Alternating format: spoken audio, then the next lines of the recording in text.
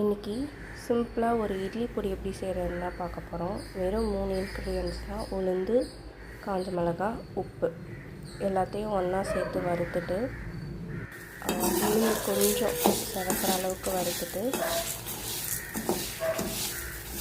எல்லாமே கொஞ்சம் வறுத்துருக்கணும். உளுந்து, காஞ்ச மிளகா கொஞ்சம் நல்லா வறுத்துட்டோம்னா கொஞ்சமாக உளுந்து செவக்கிற அளவுக்கு வறுத்துட்டோம்னா இட்லி பொடியும் நல்லாயிருக்கும். இது ரொம்ப சிம்பிள் தான். நிறைய இன்க்ரீடியன்ஸ்லாம் எதுவும் தேவையில்லை, டக்குனு செஞ்சிடலாம். அதுக்கப்புறம் இதை நல்லா கொஞ்சம் ஆற விட்டுட்டு மிக்ஸி ஜாரில் போட்டுட்டு கொஞ்சம் கொரப்பாக அரைச்சி எடுத்தோன்னா நம்ம இட்லி பொடி ரெடி. இதை பாக்ஸில் ஸ்டோர் பண்ணி வச்சு சாப்பிட்டுக்கலாம். ரொம்பவே சிம்பிள் தான். வெறும் 3 இன்க்ரீடியன்ஸ் தான். பிடிச்சிருந்தா லைக் பண்ணுங்கள், சப்ஸ்கிரைப் பண்ணுங்கள்.